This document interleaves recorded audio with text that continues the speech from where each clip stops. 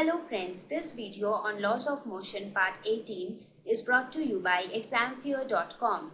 No more fear from exam. Please make sure that you have watched all the videos from Part 1 to 17 before going ahead with Part 18. The problem says, calculate the force required for pushing a 30 kg wooden bar over a wooden floor at a constant speed. Coefficient of friction of wood over wood is 0.25. That means, let us suppose this is the wooden floor. This is a wooden floor and this is the wooden bar which is kept over the floor. This is the wooden bar. The mass of this bar is given as 30 kg and also the coefficient of friction of wood over wood is given as 0.25. That is, coefficient of friction is given as 0.25. It says what is the force required for pushing this bar over a wooden floor at a constant speed. So when I say constant speed would mean the acceleration should be equal to 0. For constant speed, acceleration should be equal to 0.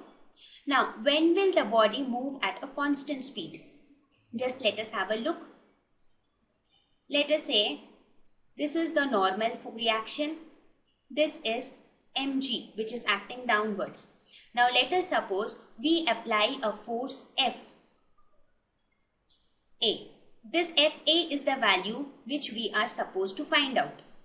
And now, when we push it along Fa, there will be a force of friction along this direction, which we denote by small f. Correct?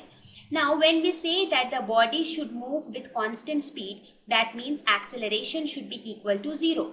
Now, this scenario will rise. That means the body will be at uniform velocity only when the net force on the body is equal to 0. So, only when net force is equal to 0. That means net force will be equal to 0 when Fa is equal to small f. That means the applied force is equal to the force of friction. Now we know that force of friction is equal to mu into n. Right? So from this diagram, from the free body diagram,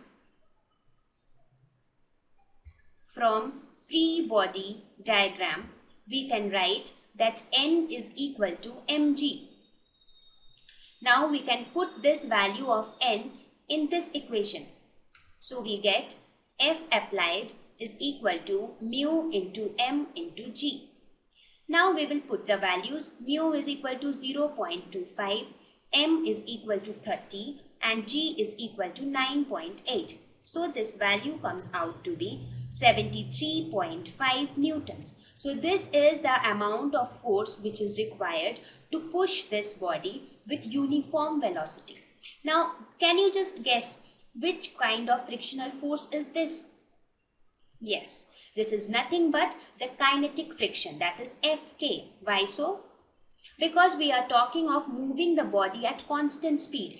Nowhere it is mentioned that the body is initially at rest and we have to just start moving the body. It says that the body, you have to push the body at a constant speed. That means the body is not at rest initially. So since the body is already moving, so this frictional force must be kinetic friction. So I hope it is clear how did we calculate the force. Now let us look at the second problem. It says an automobile is traveling at a speed of 54 kilometers per hour.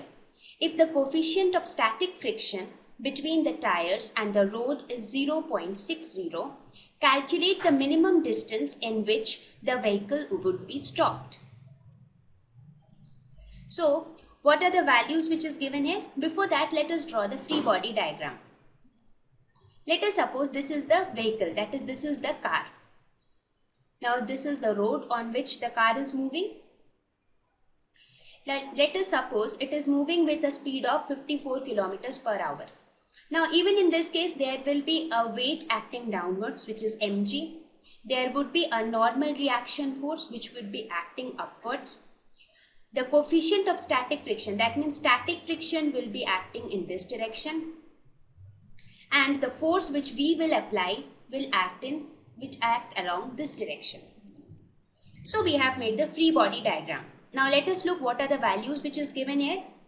The initial velocity, which is given as 54 kilometers per hour, let us convert it into meter per second so that we then don't get any confusion with units later.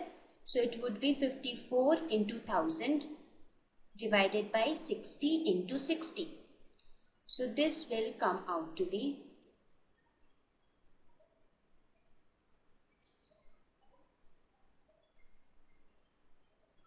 So this would come out to be 15 meters per second. So this is the value of initial velocity.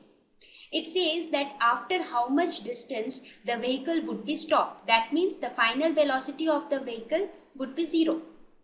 And the coefficient of static friction, that is mu s, is equal to 0.60.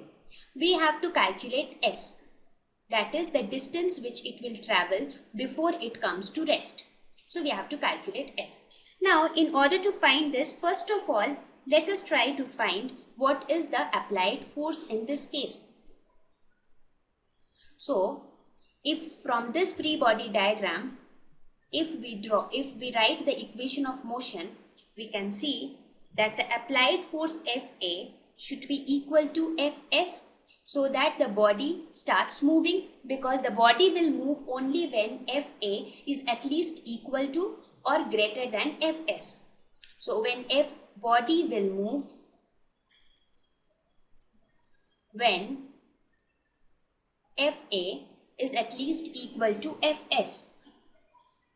Now we know that Fs is equal to mu s into n from definition of static friction, and from this diagram we can see that n is equal to mg. So we can write mu s into mg. Correct? Now, by Newton's second law,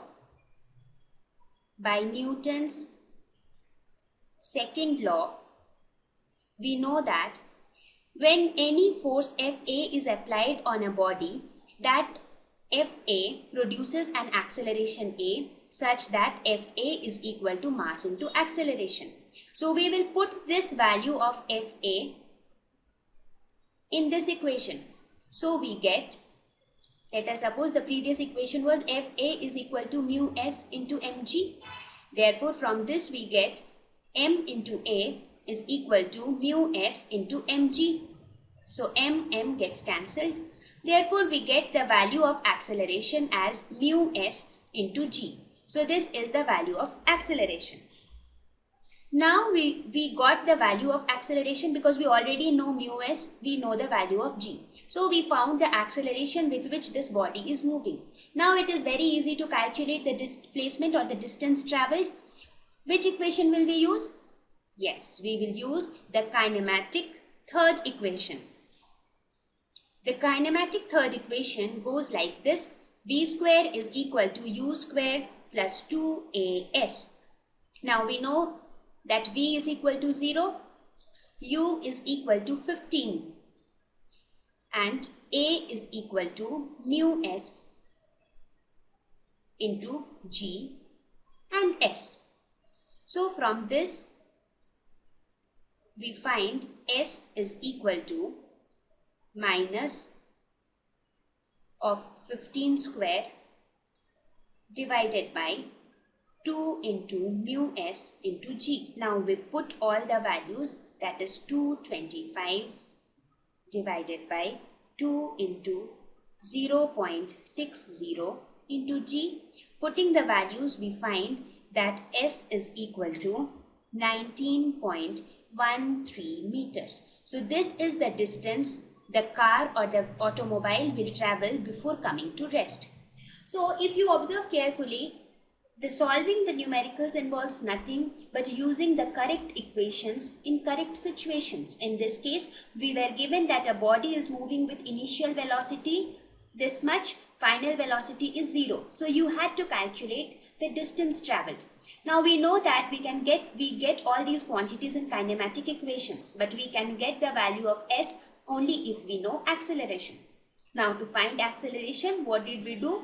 We said that this body will move only when the applied force is at least equal to the force of static friction. That is, Fa is at least equal to Fs. Now Fs was equal to mu s into n. From the free body diagram, n is equal to mg. So mu s into mg. So using Newton's second law, this F was also equal to mass into acceleration. So we finally found the value of acceleration, and then putting all the values, we found that S is equal to 19.13 meters. Thank you.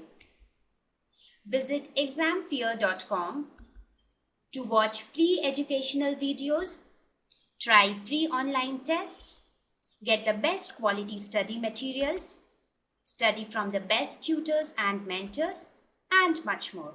Thanks once again.